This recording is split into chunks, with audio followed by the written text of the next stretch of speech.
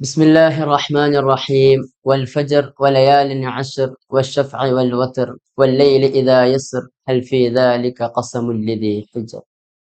ഏവർക്കും Darul Hidaya Dawa college Manoor department of Quran and related sciences സംഘടിപ്പിക്കുന്ന പോഡ്കാസ്റ്റിലേക്ക് സ്വാഗതം. നമ്മുടെ ഡിപ്പാർട്ട്മെന്റിന്റെ ഒരു ഡ്രീം പ്രൊജക്റ്റ് ആയിട്ടുള്ള പോഡ്കാസ്റ്റ് വളരെ കാലമായിട്ട് നമ്മുടെ മനസ്സിലുണ്ടായിരുന്നു. ഇൻഷാ അല്ലാഹ് അതിന്റെ ഒരു ആദ്യത്തെ എപ്പിസോഡാണ് ഇവിടെ നടക്കുന്നത്. ആദ്യമായിട്ട് നമ്മുടെ ഇന്നത്തെ മുഖ്യാതിഥിയായിട്ട് നമ്മുടെ കൂടെയുള്ള ഹാദി അനസ് ഹുദവി കരേക്കാട് ഉസ്താദിനെ ഹാർദവമായിട്ട് ഈ പരിപാടിയിലേക്ക് സ്വാഗതം ചെയ്യുകയാണ്. വളരെ സന്തോഷം ഉള്ള ഒരു ചടങ്ങിലാണ് ഇപ്പോൾ നമ്മൾ ഉള്ളത്. കാരണം ഖുറാനായിട്ട് ബന്ധപ്പെട്ടിട്ടുള്ള ഒരുപാട് ചർച്ചകൾ ആഗോളതലത്തിൽ തന്നെ നടന്നുകൊണ്ടിരിക്കുകയാണ്. അപ്പൊ അതിന്റെ ഭാഗമായിട്ടാണ് നമ്മുടെ സ്ഥാപനത്തിലെ വിദ്യാർത്ഥികൾ ഇത്തരം ഒരു പുതിയ സംരംഭവുമായി മുന്നോട്ട് വന്ന് ആദ്യമായിട്ട് അതിനെ കൺഗ്രാജുലേറ്റ് ചെയ്യാൻ വേണ്ടി സമയം ഉപയോഗപ്പെടുത്തുകയാണ്. ഇപ്പൊ ഖുറാൻ തന്നെ ഉള്ള ഒരു വിഷയമായതുകൊണ്ട് തന്നെ ഖുറാൻ ഡിപ്പാർട്ട്മെന്റ് സംഘടിപ്പിക്കുന്ന പരിപാടി ആയതുകൊണ്ട് തന്നെ ഖുറാനികമായിട്ടുള്ള വിഷയത്തിൽ ഖുറാനികമായ ആയത്തിൽ നിന്ന് നമുക്ക് ഈ ചർച്ച ആരംഭിക്കാം. ഇൻഷാ അല്ലാഹ്. അപ്പൊ ഞാൻ തുടക്കത്തിൽ തുടങ്ങി വെച്ച ഒരു ആയത്തിൽ നിന്ന് തന്നെ നമ്മുടെ ഇന്നത്തെ വിഷയം എന്തായിരിക്കും എന്ന് ഉസ്താദ് ഊഹിച്ചിട്ടുണ്ടാവും ഞാൻ മനസ്സിലാക്കുന്നത്. നമ്മുടെ ദുൽഹിജ്ജയുടെ മാസപ്പിറവി കണ്ട് 28-നാണ് പെരുന്നാൾ എന്നൊക്കെ നമ്മൾ പ്രതീക്ഷിച്ചിരിക്കുന്ന ഒരു സമയത്താണ് നമ്മൾ ഈ ഒരു വിഷയം ചർച്ച ചെയ്യുന്നത്. അഥവാ നമ്മുടെ ദുൽഹിജ്ജയും അതുപോലെ തന്നെ പെരുന്നാള്, ഉദ്ഹിയ്യത്ത് ഇങ്ങനെ തുടങ്ങുന്ന ആ ഒരു തീമിലാണ് നമ്മുടെ ഇന്നത്തെ ചർച്ച നമ്മൾ കൊണ്ടുപോകാൻ ഉദ്ദേശിക്കുന്നത്. അപ്പൊ ആദ്യമായിട്ട് വിഷയത്തിലേക്ക് കടന്നു വരുമ്പോ എന്തുകൊണ്ടാണ് ദുൽഹിജ്ജയുടെ ആ 10 ദിവസങ്ങൾ മറ്റു ദിവസങ്ങളിൽ നിന്ന് ഇത്രത്തോളം അതിന് പ്രാധാന്യം? ഒരു റമദാനൊക്കെ പോലെ നമ്മള് വളരെ പ്രാധാന്യത്തോടുകൂടി കാണുന്ന ഒരു 10 ദിവസങ്ങൾ എന്താണ് ഇത്രത്തോളം അതിനൊരു പ്രാധാന്യത്തിനുള്ള കാരണം എന്നതാണ്. അപ്പൊ നമ്മൾ ഈ ഓതി വെച്ച ആയത്തിൽ തന്നെയുള്ള അൽ ഫജ്ർ വലയാലിൻ അതെ, ആ ആയത്ത് തന്നെ പരിശുദ്ധമായ ഖുർആൻ വ്യാഖ്യാതാക്കള് മുഫസ്സിരീങ്ങള് വിശദീകരിക്കുന്ന സ്ഥലത്തൊക്കെ അധികവും അത് ദുൽഹിജ്ജയുടെ 10 ദിവസങ്ങളായിട്ടാണ് പരിചയപ്പെടുത്തുന്നത്. ഒരുപാട് മുഫസ്സിരീങ്ങൾ ആ രീതിയിൽ തന്നെയാണ് ചെയ്യുന്നത്. ഇപ്പൊ തബരിയും ഖുർത്തുബിയും ഇബ്നു കസീറും എല്ലാവരും ഇതിൽ ഖുർത്തുബിയൊക്കെ റഹ്മത്തുള്ളാഹി അലൈഹി അവരൊക്കെ ആദ്യം 1, 2, 3 അങ്ങനെ വ്യത്യസ്ത ദിവസങ്ങൾ പറയുന്നുണ്ട്. ഇപ്പൊ ദുൽഹിജ്ജയെ കുറിച്ച് ദുൽഹിജ്ജയുടെ 10 ദിവസം പറയുന്നുണ്ട്, അതെ. മുഹറത്തിന്റെ 10 ദിവസമാണ് എന്ന് റമദാൻ പറയുന്നുണ്ട്, റമദാനിന്റെ അവസാനത്തെ 10 ദിവസങ്ങൾ പറയാം. പക്ഷെ അവരൊക്കെ ഫസ്റ്റ് പ്രയോറിറ്റി കൊടുക്കുന്നത് ദുൽഹിജ്ജ. ദുൽഹിജ്ജ 10. മാത്രമല്ല ഇബ്നു അബ്ബാസ് റളിയല്ലാഹു അൻഹു റളിയല്ലാഹു. അവരിങ്ങനെ പറഞ്ഞിട്ടുണ്ട് എന്നുള്ളതാണ് ഒരുപാട് കിതാബുകളും കാണാൻ സാധിക്കും. അപ്പൊ അതുകൊണ്ട് തന്നെ ഒരു പവിത്രമായ ദിനരാത്രങ്ങളാണ് ഈ സമയത്ത് എന്ന് നമുക്ക് മനസ്സിലാക്കുവാൻ സാധിക്കും. പിന്നെ ഈ ദിവസത്തിന് എന്തുകൊണ്ട് ഇത്ര പ്രത്യേകത പോരിശ ഉണ്ടായി എന്ന് ചോദിക്കുമ്പോൾ ഒരുപാട് വലിയ സംഭവ വികാസങ്ങൾക്ക് സാക്ഷ്യം വഹിച്ച ഒരു ദിവസങ്ങൾ. ദിവസങ്ങളാണത് എന്നുള്ളതുണ്ട്.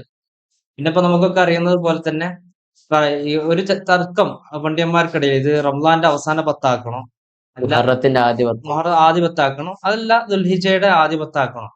അപ്പോ ഇസ്ലാമിന്റെ എല്ലാ അർക്കാനുകളും സമ്പൂർണ്ണമാവുന്ന ഒരു 10 എന്ന് പറഞ്ഞാൽ മറ്റിപ്പോ റമദാനാണെന്നുണ്ടെങ്കിൽ ദുൽഹിജ്ജയുടെ 10. അത് റമദാനാണെങ്കിൽ നോമ്പുണ്ട്, പക്ഷെ ഹജ്ജില്ല. പക്ഷെ ഇവിടെ നോമ്പ് ഒരിക്കൽ സുന്നത്തുള്ള ദിവസമാണ്, ഹജ്ജുണ്ട്, ഉദ്ഹിയ്യത്തും. ഉദ്ഹിയ്യത്തുണ്ട്. പിന്നെ വ്യത്യസ്തമായ കർമ്മങ്ങൾ കൊണ്ട് സമ്പന്നമായ ഒരു ദിവസങ്ങളാണ് എന്നുള്ളതുകൊണ്ട് ഇതിന് പ്രത്യേകത ഉണ്ട് എന്നുള്ളതാണ് പണ്ഡിതന്മാർ പഠിപ്പിക്കുന്നത്. അതുപോലെ തന്നെ നമ്മുടെ ദുൽഹിജ്ജ മാസത്തിൽ നമ്മളൊക്കെ വിദ്യാർത്ഥികളും നമ്മുടെ വിദ്യാർത്ഥികളെ സംബന്ധിച്ചിടത്തോളം ഈ ദുൽഹിജ്ജ മാസത്തെ നമ്മൾ എത്രത്തോളം നമുക്ക് അതിനെ ഉപകാരപ്രദമാക്കാം? അതിലേക്ക് നമ്മൾ വരുമ്പോൾ ഇപ്പൊ ഈ വലയാലിൻ ആഷർ എന്ന് ഖുറാനില് ഒരു സത്യം ചെയ്തുകൊണ്ടാണ് പറയാം. പടച്ചോനെ എന്തെങ്കിലും കാര്യപ്രധാനമായ വിഷയങ്ങൾ കൊണ്ടാണ് സത്യം ചെയ്യാറുള്ളത്. അപ്പോ ഈ സമയം അതിന് വലിയ പ്രാധാന്യം ഖുറാൻ നൽകുന്നുണ്ട്, ഇസ്ലാം നൽകുന്നുണ്ട്. അതുകൂടി തന്നെയാണ് ഈ ഒരു ദിവസങ്ങളിൽ നിന്ന് വിദ്യാർത്ഥികളെ സംബന്ധിച്ച് അവരെ ഏറ്റെടുക്കുകയും ജീവിതത്തിൽ പകർത്തേണ്ടതും. കാരണം സമയത്തെ ഇസ്ലാം കാണുന്ന ഒരു സമയത്തിനെ കുറിച്ചുള്ള ഒരു കോൺസെപ്റ്റ് ഇസ്ലാം വളരെ പവിത്രമായിട്ടാണ്. ഇപ്പൊ നമ്മളെ എമിലെ ദുർഗയും പറയുന്ന സാക്രഡ് പ്രൊഫൈൻ കൺസെപ്റ്റ് ഒക്കെ ഉണ്ട്. ഇവര് ഒരു സാക്രഡ് ഓപ്പർച്യൂണിറ്റി എന്നുള്ള രീതിയിലാണ് ഇസ്ലാം ടൈമിനെ കാണുന്നത്. ഫൈദ ഫറഖ്ത ഫൻസബ്, ഒഴിഞ്ഞിരിക്കാൻ പാടില്ല, ഒരു പണി കഴിഞ്ഞാൽ അടുത്ത പണി ചെയ്യണം. അപ്പൊ ആ രീതിയിൽ ടൈമിനെ ഏറ്റവും നല്ല രീതിയിൽ ഉപയോഗപ്പെടുത്താന്നുള്ള ഒരു മഹത്തായ. അപ്പോ മാത്രമല്ല ഇപ്പൊ ഇസ്ലാമിന്റെ മറ്റൊരു സംഭവം വെച്ചാൽ എല്ലാ കാര്യങ്ങളിലും ഒരു എന്തെങ്കിലും ഒരു വിഷയത്തെ തഫ്ളീൽ ചെയ്യുന്ന രീതി ഉണ്ടാവും.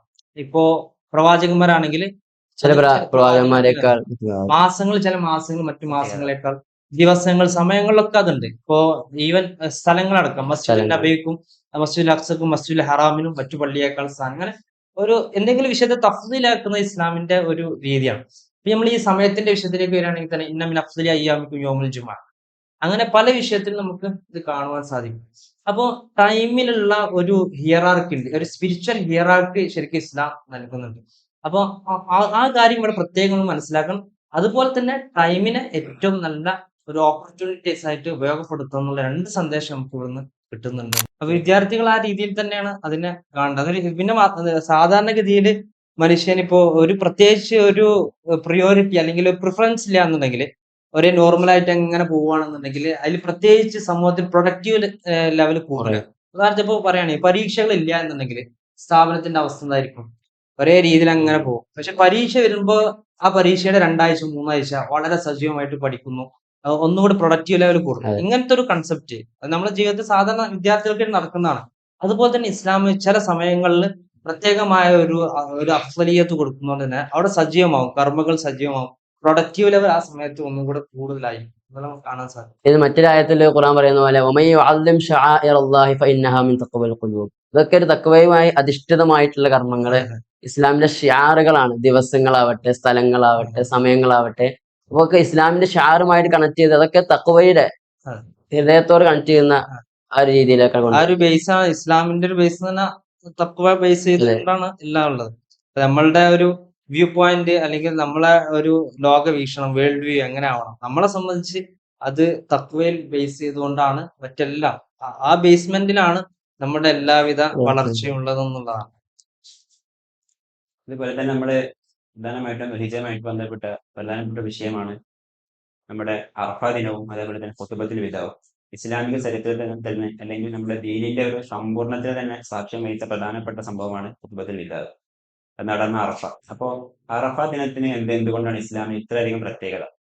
ഈ അറഫ ദിനത്തെ കുറിച്ച് നമ്മൾ പറയുമ്പോൾ ഇസ്ലാമിന്റെ മൊത്തമുള്ള ആ ഒരു ചരിത്രത്തില് വളരെ സവിശേഷമായി നിൽക്കുന്ന കുറച്ച് ദിവസങ്ങളാണ്. കാരണം ഇസ്ലാമിന്റെ ഏകദേശം ഘട്ടങ്ങളൊക്കെ കംപ്ലീറ്റ് ചെയ്തു. ആദ്യം വളരെ പ്രയാസത്തോടു കൂടി പീഡനങ്ങളും ഒരുപാട് പ്രയാസങ്ങൾ സഹിച്ചിരുന്ന ഘട്ടത്തിൽ നിന്ന് ഏറ്റവും സുപ്രധാന സംഭവം ഹിജറ സംഭവിച്ചു. ഹിജറയുടെ പിന്നെ വലിയ മാറ്റങ്ങൾ വരികയാണ്. മദീനയിലെത്തി, അവിടെയുള്ള മറ്റുള്ള ടീമേറ്റ് എല്ലാവരും കരാറിൽ ഏർപ്പെടുന്നു, പിന്നെ യുദ്ധങ്ങൾ ഉണ്ടാവുന്നു, ഇസ്ലാം വിജയിക്കുന്ന അവസ്ഥയിലേക്ക് എത്തുന്നു. അങ്ങനെ ഒരു പരിപൂർണ രീതിയിലേക്ക് എത്തുന്ന ഒരു അവസ്ഥ രൂപപ്പെട്ടു വന്നു. അങ്ങനെ മക്ക വിജയം സംഭവിക്കുകയാണ്. ഹുദൈബിയ സന്ധിക്ക് ശേഷം മക്ക വിജയം സംഭവിച്ചു. പിന്നീടാണ് നമ്മളുടെ ഈ ഒരു നബിയുടെ അവസാനത്തെ അപ്പൊ ഏകദേശം കംപ്ലീറ്റ് ചെയ്ത് എന്ന രീതിയിലേക്ക് ആ കംപ്ലീഷന്റെ ഒരു പ്രഖ്യാപനമാണ് ശരിക്കും അറഫയിൽ നടക്കുന്നത്. അപ്പൊ അതുകൊണ്ട് തന്നെ നമുക്ക് ഒരുപാട് കാര്യങ്ങളുടെ ഒരു പൂർത്തീകരണം, അല്യോമ അക്മൽതുലക്കും ദീനക്കും അപ്പൊ അതിൽ തന്നെ നമുക്ക് മനസ്സിലാക്കാൻ പറ്റും ഇതൊരു സമ്പൂർണ്ണ ഇസ്ലാമിന്റെ ഒരു സമ്പൂർണ്ണ രീതിയിലേക്ക് എത്തുന്നു എന്നുള്ളത്.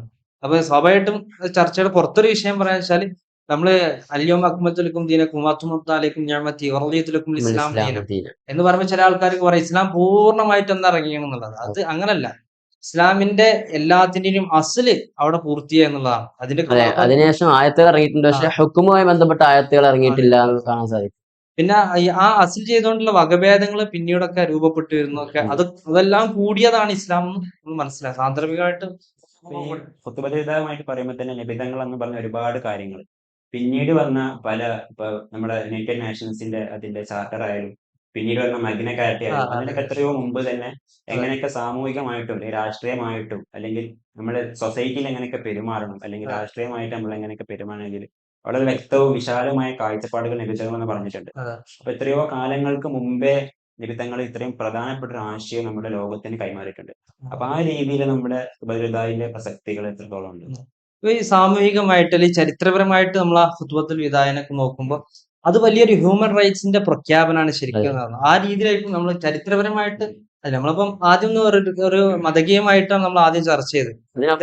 ലോകം തന്നെ ചർച്ച ചെയ്യുന്നത് ഒരു മാനവികമായ ഒരു മുഖം ഖുതുബത്തുൽ വിദാഇനുണ്ട് എന്നുള്ളതാണ്.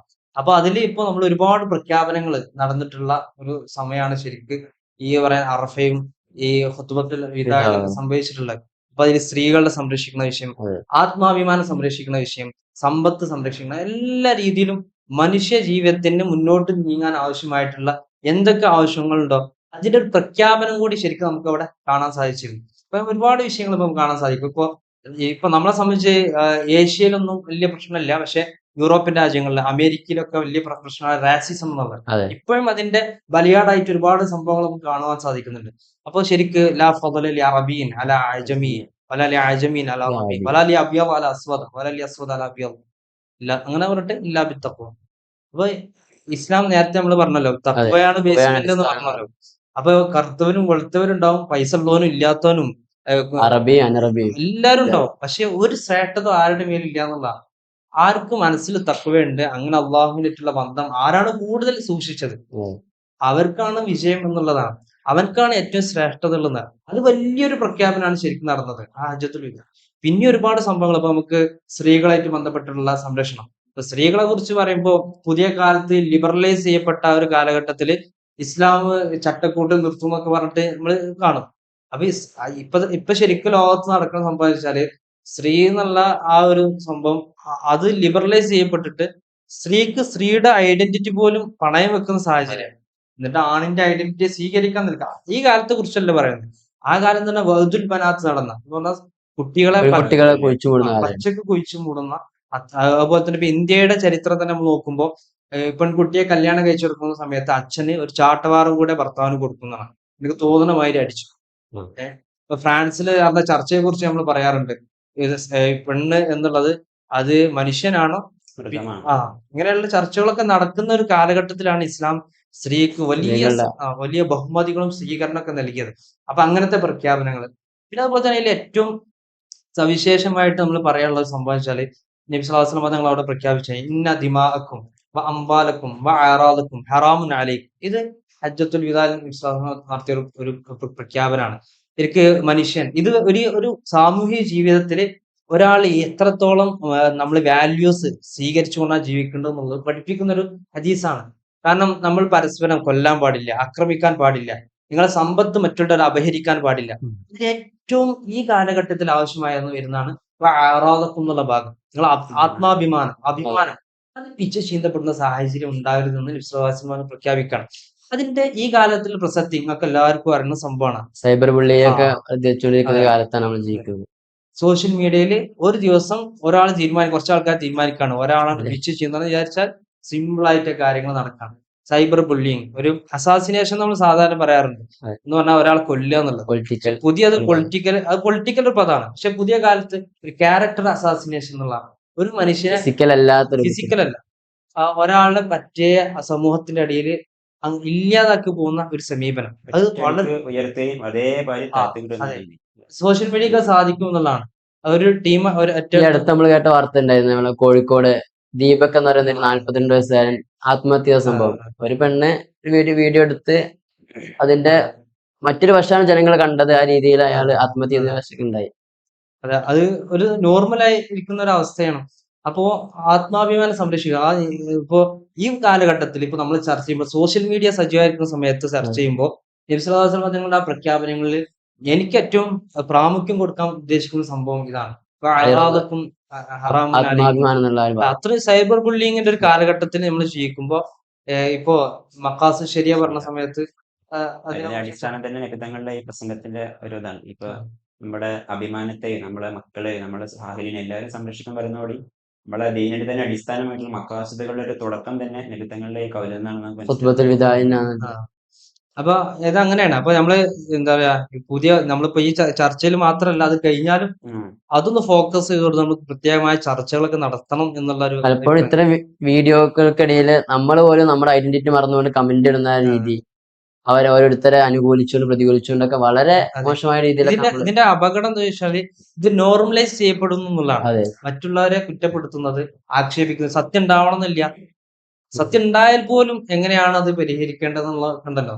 നമ്മൾ ഒരാൾ സത്ര മുസ്ലിമൻ സത്രഹുല്ലാഹി യൗമൽ ഖിയാമ, ഒരു മുസ്ലിമിനെ മറച്ചു വെച്ചാൽ ഇവ മുസ്ലിം തന്നെ ആവണമെന്നില്ല. ഇപ്പോ ഒരു ഹദീസിൽ നമുക്ക് കാണാൻ സാധിക്കുന്നുണ്ട്, അൽ മുഅ്മിനു മൻ അമിനൻ നാസ് മിൻ യദിഹി വ ലിസാനിഹി.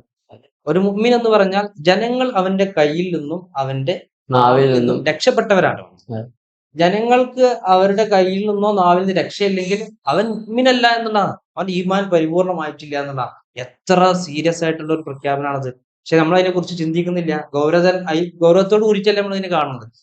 അതിന് ഒരു ഗൗരവതരമായ ഒരു സമീപനം ആളുകൾക്കിടയിൽ ഉണ്ടാക്കാൻ നമുക്ക് എന്തൊക്കെ ചെയ്യണം എന്നുള്ളത് നമുക്ക് തന്നെ ഇനീഷ്യേറ്റീവ് ചെയ്യാൻ പറ്റുന്ന നല്ലൊരു കാര്യമായിരിക്കും എന്ന് ഇപ്പൊ പറയാൻ ആഗ്രഹിക്കുകയാണ്. അതുപോലെ തന്നെ നമ്മളിപ്പോ ഈ നിങ്ങളുടെ ഹുത്ബത്തിൽ വിലാദ്, അപ്പൊ ആ നിബിധങ്ങൾ പറഞ്ഞ വലിയൊരു മാനവികമായിട്ട് എല്ലാ കാലങ്ങളും ഉൾക്കൊള്ളുന്ന വലിയൊരു ആശയം. ആ ആശയത്തിന്റെ എന്നും ഇങ്ങനെ എല്ലാ വർഷവും ഹജ്ജിനെ ഇങ്ങനെ ഓർമ്മപ്പെടുത്തിക്കൊണ്ടേയിരിക്കാൻ ലോകത്തിലെ എല്ലാ ജനങ്ങളും, കറുത്തവനും വെളുത്തവനാവട്ടെ, അറബി ആവട്ടെ, അജമി ആവട്ടെ, പണക്കാരനാവട്ടെ, ഏതൊരാളുകളും ഹജ്ജിലവിടെ അറഫയിൽ ഒരുമിച്ച് കൂടിയാണ്. നിബിധങ്ങൾ ഹദീസിലുണ്ട് ഹജ്ജ് അറഫ.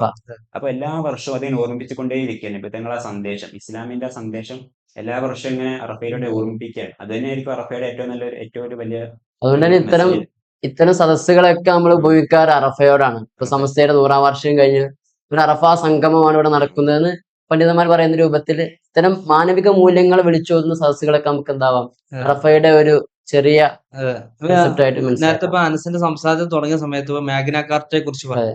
1215 കിങ് ജോൺ എന്ന് പറഞ്ഞ ഒരു ബ്രിട്ടീഷ് രാജാവാണ് അതിന്റെ ഒരു പ്രഖ്യാപനം. അത് സത്യം പറഞ്ഞാൽ അദ്ദേഹം നിർബന്ധിതനായി ചെയ്യാണ്. അതല്ല അദ്ദേഹത്തിന്റെ താല്പര്യത്തോട് ഉപരി ചെയ്യല്ല, ജനങ്ങളുടെ അടുത്ത് പ്രതിഷേധത്തിന്റെ ഭാഗമായിട്ട് ഉപരി ചെയ്യാണ്. പക്ഷെ അതിന്റെ എത്രയോ വർഷങ്ങൾക്ക് മുമ്പാണ് 630 ആസ്പാസിലുള്ള ഈ സംഭവം നടക്കുന്നത്. അപ്പൊ എത്ര വർഷങ്ങൾക്ക് മുമ്പാണ് ഒരു ഹ്യൂമൻ റൈറ്റ്സിന്റെ ഒരു പ്രഖ്യാപനം വിശ്വാസങ്ങളുടെ കാലഘട്ടത്തിൽ ഉണ്ടായി എന്നുള്ള ഒരു സംഭവം നമ്മൾ ഓർക്കുന്നുണ്ടായി. പിന്നിപ്പോ ഈ നമ്മളിങ്ങനെ പറഞ്ഞല്ലോ ഹജ്ജില് അറഫയിൽ എല്ലാവരും ഒരുമിച്ച് കൂടാന്ന് പറയുമ്പോൾ ചില പണ്ഡിതന്മാരും മുഫസ്സിരീങ്ങളൊക്കെ പറഞ്ഞു വെച്ചാല് ഇത് ശരിക്ക് ഒരു ആലമുൽ അർവാഹില് എല്ലാവരും ഒരുമിച്ച് കൂടിയ ഒരു ഘട്ടമുണ്ടല്ലോ, അതെ, അതിന്റെ ഭൂമിയിലുള്ള അതിന്റെ ഒരു പരിച്ഛേദമാണെന്ന രീതിയിലൊക്കെ പറയുന്ന ചില പണ്ഡിതന്മാരെ മുഫസ്സിരീങ്ങൾ കാണാൻ സാധിക്കുന്നുണ്ട്. അത്രയും ജനസഞ്ചയം ഒരുമിച്ച് കൂടുന്ന മറ്റു സംഗമങ്ങൾ ലോകത്തില്ല എന്നുള്ള ഒരു സംഭവമാണ്.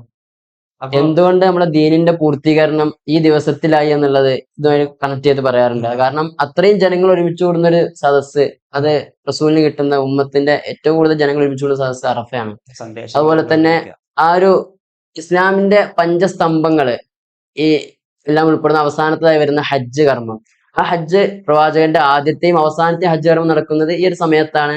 പ്രവാചകനിലൂടെ നമ്മുടെ ദീനിനെ ഇങ്ങനെ പൂർത്തീകരിച്ചുകൊണ്ട് അള്ളാഹ് കാണിച്ചു തരാണ്. അങ്ങനെ അതുകൊണ്ട് തന്നെയാണ് അൽയൗമ അക്മൽതു, ദീനിന്റെ പൂർത്തീകരണത്തിന് റമദാൻ ഉണ്ട്, മറ്റു ദിവസങ്ങളിൽ റബീഉൽ അവ്വൽ ഉണ്ട്, മുഹറം ഉണ്ട്. എന്നിട്ടും എന്തുകൊണ്ട് അറഫയെ തെരഞ്ഞെടുത്തു എന്നുള്ളതിന് ആ വലിയ മാനവിക മൂല്യങ്ങളൊക്കെ പ്രഖ്യാപന ദിവസം തന്നെ ദീനിന്റെ പൂർത്തീകരണം ഈ ഹജ്ജിലൂടെ പ്രവാചകന്റെ ജീവിതത്തിലൂടെ കാണിച്ചു എന്ന് നമുക്ക് ഇതിലൂടെ മനസ്സിലാക്കാം. ഷാറാവിയൊക്കെ വലയാലിന് അശ്ർ, എന്തുകൊണ്ടാണ് ദുൽഹിജ്ജയുടെ 10-നാണ് അവിടെ ഏറ്റവും കൂടുതൽ പ്രാധാന്യം, ആ ദിവസം കൊണ്ട് ഉദ്ദേശിക്കുന്നത് ദുൽഹിജ്ജയുടെ 10 എന്ന് പറയുന്നതിന് ഷാറാവി ഇമാമൊക്കെ അവിടെ അടിവരയിടുന്നത് ഈ ഒരു കാരണമാണ്. ദീനിന്റെ പൂർത്തീകരണം നടന്നത് ആ ദിവസമാണ് എന്നുള്ളത് കൊണ്ട് അദ്ദേഹം പ്രാധാന്യം കൊടുക്കുന്നുണ്ട്. അതുപോലെ തന്നെ നമ്മുടെ ദുൽഹിജ്ജയുമായി ബന്ധപ്പെട്ട മറ്റു പ്രധാനപ്പെട്ട വിഷയമാണ് ഉളുഹിയ്യത്തും അതേപോലെ നമ്മുടെ ഈദ് പെരുന്നാൾ ആഘോഷം. അപ്പൊ ഇതുമായി ബന്ധപ്പെട്ടിട്ട് ഒരുപാട് ചർച്ചകൾ നടന്നുകൊണ്ടിരിക്കുന്നുണ്ട്. ഉളുഹിയ്യത്ത് കേവലം വെറും ഒരു ആചാരം മാത്രമാണ്, വെറുതെ മൃഗങ്ങളെ അറുത്ത് കളയുന്ന ഒരു ആചാരം മാത്രമാണ് എന്നുള്ള ഒരുപാട് മതത്തിനെതിരെ തന്നെയുള്ള ഒരുപാട് നമ്മുടെ കമ്മ്യൂണിറ്റിയിലുള്ള ആളുകളൊക്കെ ഈ ഒരു അതിനെ ക്രിറ്റിസൈസ് ചെയ്യുന്നതിനെ പറ്റി സംസാരിക്കാറുണ്ട് പലപ്പോഴും. ശരിക്കും പറഞ്ഞാൽ ഉളുഹിയ്യത്ത് നമ്മള് ഒരു വിശാലമായ ചർച്ചയാണ് ശരിക്കും ഉള്ളത്. ഇപ്പൊ ഖുറാനില് ശരിക്കും എന്ന് പറഞ്ഞാൽ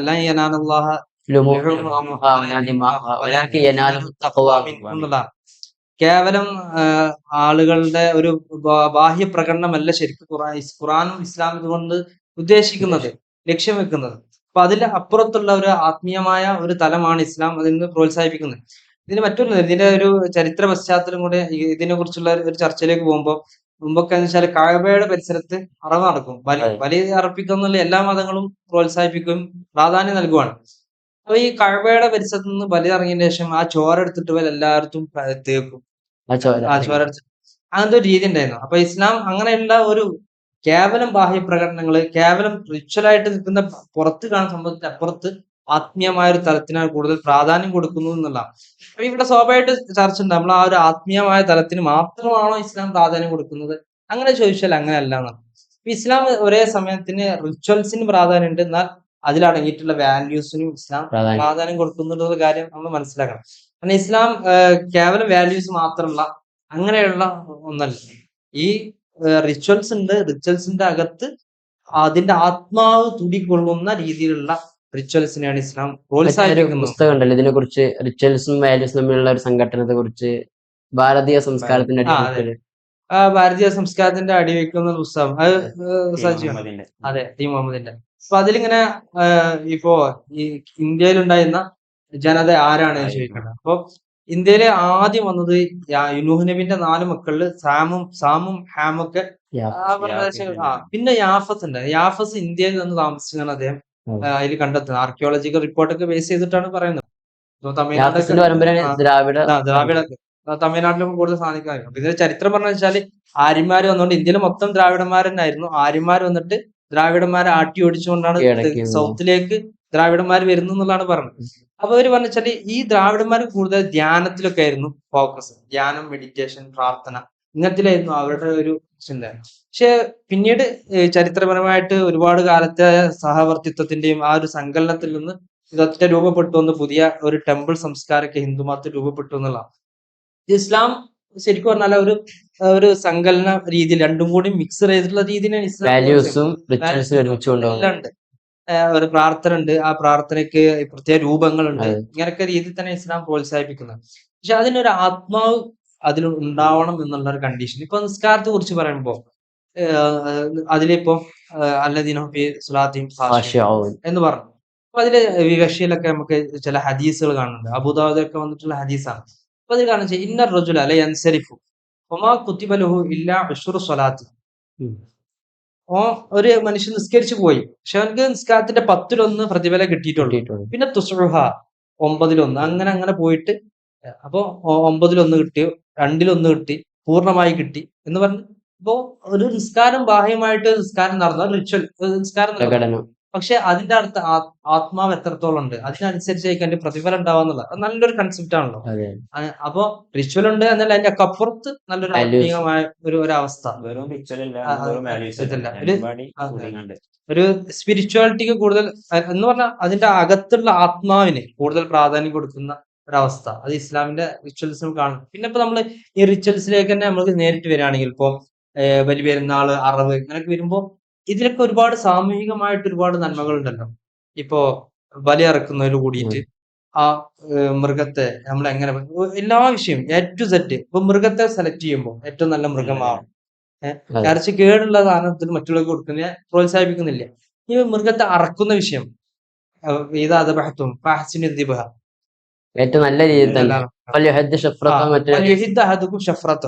ഓരോരുത്തരും അവന്റെ കത്തി മൂർച്ചയാക്കിയിട്ടായിരിക്കും കാണുക എന്ന് പറഞ്ഞാൽ കൃത്യമായിട്ട് പ്രൊഫഷണലിസം. ശരിക്കും ഈ ഒരു സംഭവത്തിലൂടെ എല്ലാ കാര്യവും അതിന്റെ ഏറ്റവും പരിപൂർണമായ രീതിയിൽ പെർഫെക്ഷൻ, ഒരു പ്രൊഫഷണലിസം കൊണ്ടുവരാന്നുള്ള. അവിടെ എനിക്ക് ഉണ്ടാവാറുള്ള സംശയമാണ്, ചിലർക്ക് ഉണ്ടാവാറുള്ള സംശയമാണ്, പ്രത്യേകിച്ച് ഈ ഒരു സാഹചര്യത്തിൽ ബംഗാളില് ചരിത്രത്തിൽ ആദ്യമായിട്ട് BJP സർക്കാർ അധികാരത്തിലേറ്റു, സുവേന്ദു അധികാരിയുടെ കീഴില് സർക്കാർ ഭരണത്തിലേറ്റു. അവരിപ്പോ തന്നെ പ്രഖ്യാപനം വന്ന് ഈ പെരുന്നാളിന് പബ്ലിക് സ്പേസുകളിൽ ഉളുഹിയത്ത് പാടില്ല, അറവ് പാടില്ല, ഗവൺമെന്റ് നിശ്ചയിക്കുന്ന സ്ഥലത്ത്, അതും ഫിറ്റ്നസ് സർട്ടിഫിക്കറ്റ് വാങ്ങണം. അവിടെ നമ്മള് പറയുന്നുണ്ട് 14 വയസ്സിന് മുകളിലുള്ള മൃഗങ്ങളെ, അതും ജന്മന എന്തെങ്കിലും ന്യൂനതകളുള്ള അല്ലെങ്കിൽ ബ്രീഡിങ്ങിന് കഴിയാത്ത, മറ്റ് പണിയെടുക്കാൻ പറ്റാത്ത ചാവാനായ മൃഗങ്ങളെ, ചുരുക്കി പറയുകയാണെങ്കിൽ ചാവാനായ മൃഗങ്ങളെ വേണം ബലിയർപ്പിക്കാൻ പറ്റുള്ളാത്ത ഫിറ്റ്നസ് സർട്ടിഫിക്കറ്റ് വാങ്ങിയിട്ട് വേണം ഉദയത്ത് എന്നുള്ളത്. അപ്പൊ എന്തുകൊണ്ടാണ് നേരെ തിരിച്ചാണ് ഇസ്ലാമിന്റെ ഉദയത്ത് കൺസെപ്റ്റ്. വളരെ പക്കയായ മൃഗമായിരിക്കണം എന്നുള്ളതാണ് ഇസ്ലാം പറയുന്നത്. അതിന്റെ പിന്നിലുള്ള ഒരു ആശയം നമ്മുടെ നേരത്തെ പറഞ്ഞ സമർപ്പണം തന്നെ ആയിരിക്കും. അതെ, അത് ഒന്ന് പരിപൂർണമായ രീതിയിൽ ചെയ്യണം. പിന്നെ ഇതിന്റെ ഒക്കെ അപ്പുറത്ത് നമ്മൾ കാണുന്ന ഒരു ആത്മീയമായ തലങ്ങൾ ഇതിൽ നമ്മൾ പ്രത്യേകം ശ്രദ്ധിക്കണം.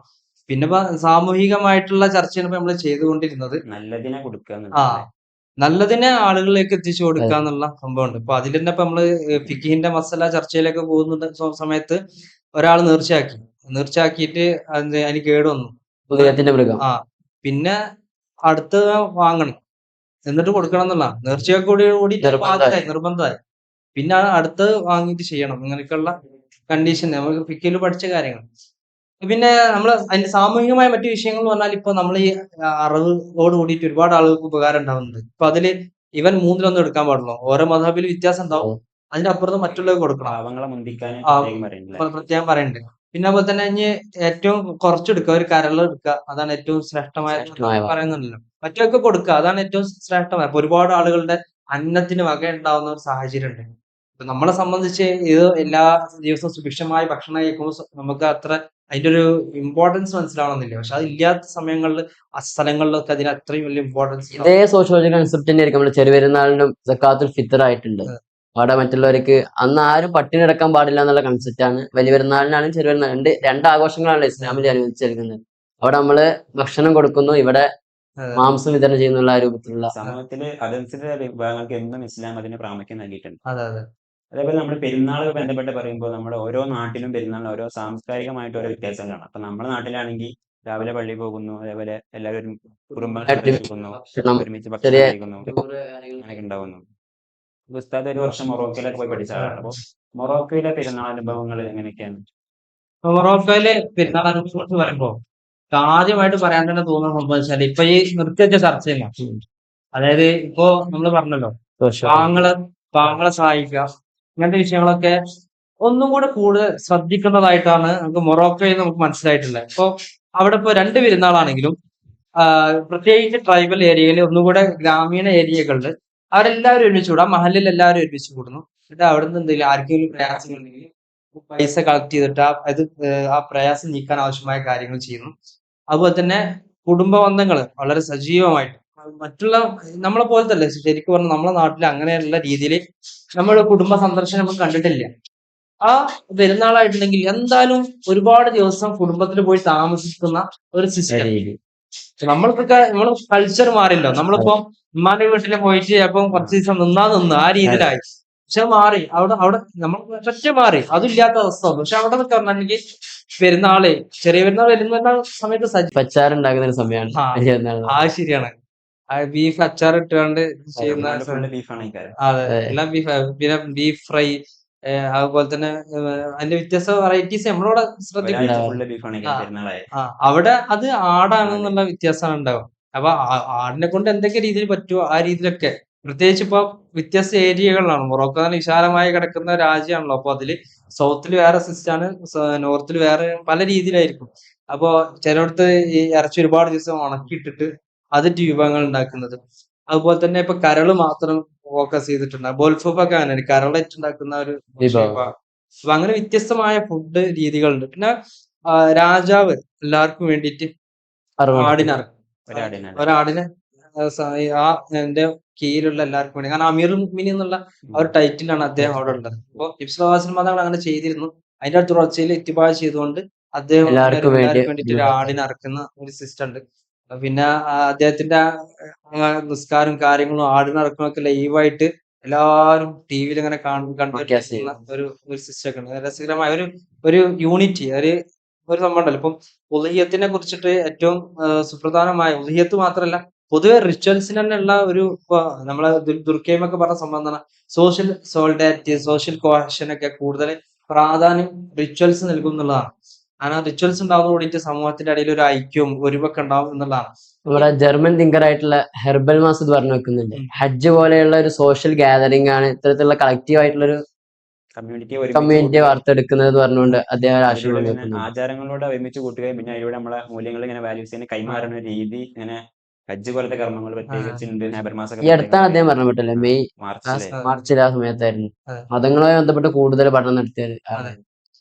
ഹാബർമാസ് ആണ് ഇത് ചെയ്തിട്ടുള്ളത്. അതുപോലെ തന്നെ ഇങ്ങനെ ഇപ്പൊ ഒരുപാട് സാമൂഹിക ചിന്തകന്മാര്, സോഷ്യോളജിക്കൽ തിങ്കേഴ്സ് ഒക്കെ പ്രത്യേകിച്ച് ഈ മതകീയ എലമെന്റുകൾ വെച്ച് ബേസ് ചെയ്തുകൊണ്ട് ഒരുപാട് വെബർ തുടങ്ങി ഒരുപാട് ആളുകൾ, അപ്പൊ അവരൊക്കെ ഫോക്കസ് എടുക്കാന്ന് വെച്ചാല് മതങ്ങളെ കുറിച്ച് ഇപ്പോ ഒരു നെഗറ്റീവ് കാഴ്ചപ്പാട് ഇടക്കാലത്ത് രൂപപ്പെട്ടു വന്നിട്ടുണ്ടായിരുന്നു. കാരണം മതങ്ങളാണ് സമൂഹത്തിൽ ഈ ഒരു ഇപ്പൊ കാരൽ മാക്സ് ഒക്കെ കൊണ്ടുവന്നിട്ടുള്ള കോൺസെപ്റ്റ് ഉണ്ടല്ലോ, ഒരു മനുഷ്യനെ ഈ രണ്ട് പ്രോലിറ്ററീസും ബൂർഷ്വാസിയെ രൂപപ്പെടുത്തിയത്. അപ്പൊ എപ്പോഴും ബൂർഷ്വാസിക്ക് സംരക്ഷണം നൽകിയത് മതങ്ങളാണെന്നൊക്കെ പറഞ്ഞിട്ട് പറയുന്നുണ്ട്. പക്ഷെ അതിനെ തീർത്തും എതിർത്തുകൊണ്ട് മതം കൊടുക്കുന്ന ഒരുപാട് പോസിറ്റീവ് എലമെന്റ്സ് ഉണ്ട് സമൂഹത്തിൽ. ഇപ്പൊ ദുർക്കൈമൊക്കെ ആ വിഷയത്തിൽ ഒരുപാട് സംസാരിച്ച ആളാണ്. അപ്പൊ അദ്ദേഹം പറയുന്ന വിഷയങ്ങൾ ചിലപ്പോ ഈ റിച്വൽസ് ആണ് ഫോക്കസ് ചെയ്യുന്നത്.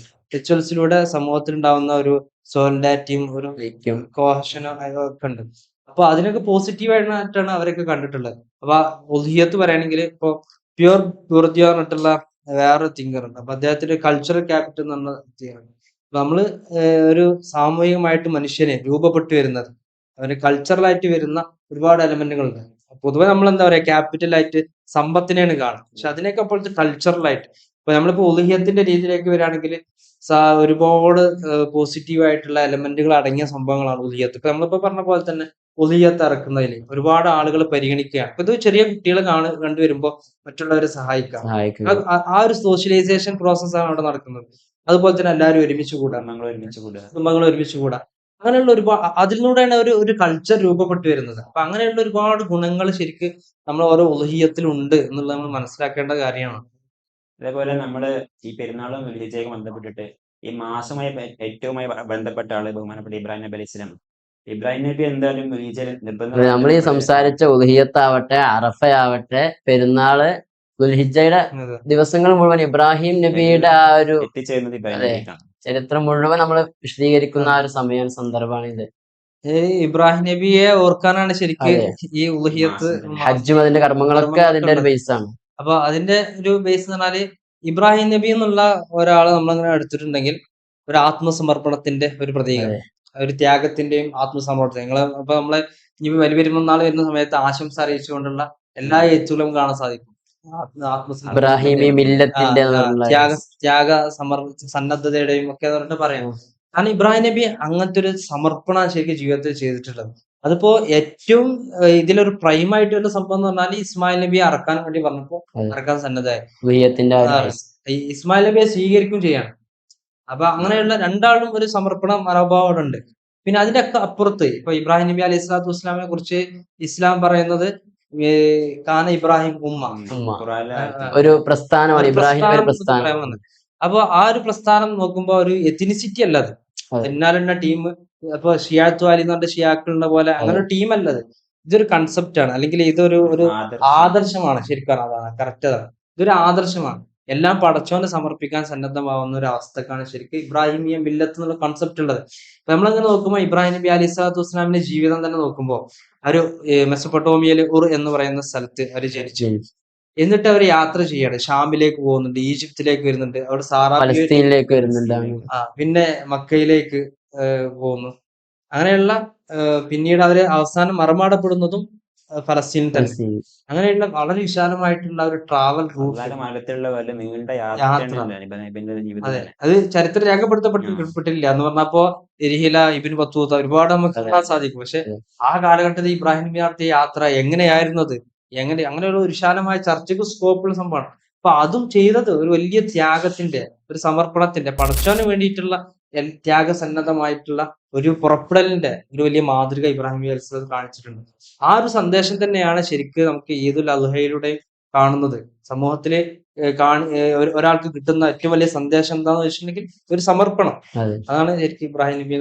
അവിടെ ഖുർആൻ ഉപയോഗിക്കുന്ന ഒരു ടേം ഉണ്ട്, എല്ലാ മതങ്ങളും അംഗീകരിക്കുന്ന മില്ലത്തു അബീക്കും ഇബ്രാഹിം, നിങ്ങളുടെ പിതാവ് ഇബ്രാഹിം നബിയുടെ മില്ലത്ത് നിങ്ങൾ പിന്തുടരുക എന്ന് പറഞ്ഞു. നമ്മൾ നോക്കുകയാണെങ്കിൽ എല്ലാ മതങ്ങളുടെ പിതാവ് എന്ന ഇബ്രാഹിം നബി, അബ്രഹാമിക് റിലീജിയൻ എന്ന് പറയാറുണ്ട്, സെമിറ്റിക് നമുക്കൊക്കെ അറിഞ്ഞ സംഭവമാണ്. ഇപ്പൊ നബി സ്വല്ലല്ലാഹു അലൈഹി വസല്ലം തങ്ങളുടെ പരമ്പര എത്തുന്നു, അങ്ങനെ മറ്റുള്ള പ്രവാചകന്മാർ. ഇപ്പൊ നമുക്ക് ആ റൂട്ട് ശരിക്കും പറയുകയാണെങ്കിൽ ഇബ്രാഹിം നബി അലൈഹി സ്വലാത്തു വസ്സലാമിന് 2 മക്കളുണ്ട്. ഇബ്രാഹിം നബിയുടെ ഒന്ന് ഹാജറ ബിയിൽ ഇസ്മായിൽ നബി ഉണ്ടായിട്ടുണ്ട്, സാറാ ബിയിൽ ഇസ്ഹാഖ് നബി ഉണ്ടായി. ഇനി ഇസ്ഹാഖ് നബിയിൽ നോക്കുകയാണെങ്കിൽ ഇസ്ഹാഖ് നബിക്ക് യാക്കൂബ് നബി ഉണ്ടായിട്ടുണ്ട്. യാക്കൂബ് നബിയുടെ പേരാണ് ശരിക്ക് ഇസ്രായേൽ എന്നുള്ളത്. ഇസ്ർ എന്ന് പറഞ്ഞാൽ അബ്ദ്, ഈൽ എന്ന് പറഞ്ഞാൽ ദൈവം. അപ്പൊ അബ്ദുള്ള എന്നുള്ള അർത്ഥമാണ്. ഇസ്ർ എന്ന് പറഞ്ഞാൽ അടിമ, ഈൽ എന്ന് പറഞ്ഞാൽ ദൈവമാണ്. ദൈവത്തിന് ഏലിയ ദൈവം എന്നൊക്കെ പറഞ്ഞിട്ട് പറയുന്നു. അപ്പൊ നമ്മളെ ഈ യേശു ക്രിസ്തുവായിട്ട് ബന്ധപ്പെട്ടുള്ള ഒരു ചർച്ച, ഏലിയ സബക്താനി എന്ന് പറഞ്ഞ സംഭവം പറയല്ലേ, ദൈവമേ രക്ഷിക്കണേ എന്ന് പറഞ്ഞ സംഭവങ്ങളൊക്കെ കാണാം. അപ്പൊ ഇസ്രായേൽ എന്ന് പറഞ്ഞാല് ശരിക്കും യാക്കൂബ് നബിന്റെ പേരാണ്. അവരിന്ന് യാക്കൂബ് നബിയുടെ പിന്നെ മക്കള് യൂസുഫ് നബി അലൈഹി സ്വലാത്തു വസ്സലാം. അങ്ങനെ ആ പരമ്പര നമുക്ക് അറിയാം. യൂസുഫ് നബി അലൈഹി സ്വലാത്തു വസ്സലാം ഫലസ്തീനിൽ ഉണ്ടായിരുന്ന ചരിത്രം പറഞ്ഞ സമയമല്ല. പിന്നെ ഫലസ്തീൻ അവര് ഈജിപ്തിലേക്ക് വന്നു. പിന്നെ ഒരുപാട് കാലങ്ങൾ സഞ്ചരിച്ച് മൂസാ നബിയുടെ കാലം, ഹാറൂൻ നബിയുടെ കാലം, അതുപോലെ തന്നെ ആ സമയത്ത് തന്നെ ഷുഐബ് നബിയുടെ കാലം. പിന്നെ അവര് തിരിച്ച് വാഗ്ദത്ത ഭൂമി എന്ന നിലയിലേക്ക് അവർ തിരിച്ചു പോവാണ്. അങ്ങനെ അവര് എന്ത് ചെയ്യണം, ഒപ്പം ആളുകൾ വന്നില്ല. തീഹിൽ ഒരുപാട് കാലം സഞ്ചരിച്ചു മൂസാ നബിയും കാര്യങ്ങളും. പിന്നെ യൂഷയ നബിയുടെ കാലത്താണ് അങ്ങോട്ട് ഫലസ്തീനിലേക്ക് കടന്നതൊക്കെ പറഞ്ഞിട്ട് അങ്ങനെ ഒരു വലിയ പ്രവാചകന്മാരുടെ നീണ്ട നിര നമുക്ക് ആ ഒരു റൂട്ടിൽ കാണാൻ സാധിക്കും. പക്ഷെ നബി സല്ലല്ലാഹു അലൈഹി വസല്ലം തങ്ങളുടെ അടുത്തേക്ക് വരുന്നത് അവിടെ പറയാറുണ്ട്, ഇബ്രാഹിം നബിക്ക് ഒരു വേദഗ്രന്ഥം നൽകപ്പെട്ടിട്ടില്ല എന്നുണ്ടെങ്കിലും നൽകപ്പെട്ട 4 വേദഗ്രന്ഥങ്ങളും ഇബ്രാഹിം നബിയുടെ പരമ്പരയിലുള്ള പ്രവാചകന്മാർക്കാണ് നൽകപ്പെട്ടത്. ആ രീതിയിൽ ഒരു ഷേഖായിട്ട് നമുക്ക് കാണാൻ പറ്റുന്ന ഒരാളും കൂടിയാണ് ഇബ്രാഹിം. ഇബ്രാഹിം നബിയെ കൂടുതൽ പറയേണ്ട സമയം കൂടിയാണ് നമുക്ക് ശരിക്കും പറഞ്ഞ അവര് പറയാന്ന് പറഞ്ഞാൽ ആ ഒരു സന്ദേശം നമ്മൾ സ്വീകരിക്കുക എന്നുള്ളത്, എല്ലാത്തിനും സമർപ്പിക്കുക എന്നുള്ള സംഭവമാണ്. അപ്പൊ വലിയ കാര്യമാണ്. ഇപ്പോ അവരെ തീ കുണ്ടാരത്തില് ഏറെപ്പെടുന്ന സമയം കാര്യങ്ങളൊക്കെ. അപ്പൊ അതിന് എല്ലാം എന്റെ പടച്ചോൻ എന്നെ സംരക്ഷിക്കണം എന്ന് വിചാരിച്ച പിന്നെ ഒന്നും വിഷയമല്ലല്ലോ. അപ്പൊ നബിസ്വല്ലല്ലാഹു തങ്ങളുടെ ജീവിതത്തിൽ നമുക്ക് കാണാൻ എന്താണ് രണ്ടാളും ഗുഹയിലായ സമയത്ത് ലാ തഹ്സൻ ഇന്നല്ലാഹ മഅനാ. ഇതൊക്കെ പറയുന്ന ഒരു രീതി, അതാണ് ശരിക്കും നമ്മൾ ആവാഹിക്കേണ്ടത്. ഏത് പ്രതിസന്ധി വന്നാലും, ഏത് ഭരണകൂടങ്ങൾ വലിയ ഒരു ആക്രമിക്കാനും നമുക്കെതിരെ വേട്ടയാടാനൊക്കെ നിൽക്കുന്ന സമയത്തും നമുക്ക് നമ്മുടെ കൂടെ പടച്ചോനുണ്ട് എന്നുള്ളൊരു വിശ്വാസം, അതെ, അത് അവിടെ നമുക്കൊന്നും വളർത്തിയെടുക്കലാണ്. പേടിക്കാനില്ല. ആ ഒരു ഈമാൻ വളർത്തൽ കൂടിയാണ് നമുക്ക് ഇതിന്റെ ഒരു ലക്ഷ്യമായിട്ട് സ്വീകരിക്കേണ്ടത്. അതുപോലെ തന്നെ നമ്മളെ മില്ലത്ത് ഇബ്രാഹിം എന്ന് പറയുമ്പോൾ തന്നെ അതിനെ ചില വളച്ചൊടിക്കുന്ന ചില വ്യാഖ്യാനങ്ങളൊക്കെ ഉണ്ടായിട്ടുണ്ട്. ഇപ്പൊ ചില തീവ്രവാദ പക്ഷങ്ങൾ അൽഖായിദ പോലത്തെ മില്ലത്ത് ഇബ്രാഹിം എന്ന് പറഞ്ഞാൽ ഇത് പ്രത്യേകമായിട്ട് വംശമാണ് അല്ലെങ്കിൽ എത്തിനിസിറ്റി ആണെന്നൊക്കെ പറഞ്ഞുകൊണ്ട് അൽ മഖ്ദിസി പോലത്തെ എഴുത്തുകാരൊക്കെ അതിനെ വളച്ചൊടിച്ചുകൊണ്ട് ഒരു ഐഡന്റിറ്റി പൊളിറ്റിക്സിന്റെ ഭാഗമായിട്ട് അതുപോലെ തന്നെ മറ്റു മതങ്ങളെ നമ്മളെ ആക്രമിക്കണം, അങ്ങനത്തെ ചില ആശയങ്ങളൊക്കെ അതിനെ വളച്ചൊടിച്ചുകൊണ്ട് വരുന്നുണ്ട്. അപ്പൊ അതിനൊക്കെ നമ്മൾ എങ്ങനെയാണ് ഇപ്പൊ മില്ലത്ത് ഇബ്രാഹിമിനെ അതൊരു സമർപ്പണമാണ്, ഒരു ആദർശമാണെന്ന് പ്രത്യേകമായിട്ട് മനസ്സിലാക്കേണ്ടത്. നമ്മൾ നേരത്തെ ആ ഒരു തീമിലാണ് നമ്മൾ സംസാരിച്ചു തുടങ്ങിയത് തന്നെ. കാരണം ഇബ്രാഹിം നബിയുടെ ഒരു മില്ലത്ത് എന്ന് പറഞ്ഞാൽ അത് ആരാണ്? അങ്ങനെ ഒരു ആളുകളാണ് നമുക്ക് ആരെയും കാണിച്ചു കൊടുക്കാൻ പറ്റുക? ഇല്ല. ഇല്ലല്ലോ. ലൈക്ക് ഇബ്രാഹിം നബിയുടെ മില്ലത്ത് എന്ന് പറഞ്ഞാൽ അതിൽ നമുക്ക് കാണുന്ന ഈ ഒരുപാട് സന്ദേശങ്ങൾ, അത് തന്നെയാണ് നമുക്ക് കാണുവാൻ സാധിക്കുക, സമർപ്പണം. അല്ലാതെ നമ്മളെ ഇബ്രാഹിം നബി ഒരു ടീമിനെ രൂപപ്പെടുത്തിയോ അങ്ങനെയില്ല. ഇല്ല. അങ്ങനത്തെ സംഭവം നമുക്ക് ചരിത്രത്തിൽ കാണുവാൻ സാധിക്കുന്നില്ലല്ലോ. ഇനിയിപ്പോ പ്രവാചകന്മാരെ കുറിച്ച് പറയുകയാണെങ്കിൽ അത് നബിയിലേക്ക് എത്തുന്ന പരമ്പരയുണ്ട്. അതുപോലെ ഈസാ നബിയിലെയും മൂസാ നബിക്ക് എത്തുന്ന മറ്റൊരു പരമ്പരയൊക്കെ ഇവിടെ ഉണ്ട്. അപ്പോ അതിനൊക്കെ അപ്പുറത്ത് നമ്മൾ പ്രാമുഖ്യം കൊടുക്കുന്നത് ബഹുമാനപ്പെട്ടവരുടെ ജീവിത നിലപാടുകള്, സമർപ്പണങ്ങള്, ദഅവത്ത് ചെയ്യാനുള്ള താല്പര്യം, ഇങ്ങനെയുള്ള ഒരുപാട് കാര്യങ്ങൾ തന്നെയാണെന്നാണ് മനസ്സിലാക്കേണ്ടത്. അപ്പൊ നമ്മള് ഏറെക്കുറെ നമ്മള് ഈ പെരുന്നാളുമായിട്ട് വരുന്ന ദുൽഹിജ്ജയുടെ ആദ്യ 10 ദിവസങ്ങള് അറഫ, ഉദ്ഹിയ്യത്ത്, ഹജ്ജത്തുൽ വിദാ, പെരുന്നാള്, മില്ലത്ത് ഇബ്രാഹിം, ഇങ്ങനെയുള്ള ഈ ഒരു സമയത്ത് നമ്മൾ ചർച്ച ചെയ്യേണ്ട ഏറെക്കുറെ കാര്യങ്ങളൊക്കെ നമ്മൾ ആകത്തുക അതിന്റെ ഒരു മേലെയോടുള്ള സംസാരം നമ്മൾ സംസാരിച്ചു. ഇൻഷാ അല്ലാഹ് എല്ലാവർക്കും ഒരു പെരുന്നാൾ ആശംസകൾ നേർന്നുകൊണ്ട് നമുക്ക് ഈ ഒരു സെഷൻ അവസാനിപ്പിക്കാല്ലേ. ഇൻഷാ അല്ലാഹ്. ഇൻഷാ അല്ലാഹ്. തഖബ്ബലല്ലാഹു മിന്നാ വമിൻകും സ്വാലിഹൽ അഅമാൽ. അസ്സലാമു അലൈക്കും വറഹ്മത്തുള്ളാഹി തആല വബറകാതുഹു.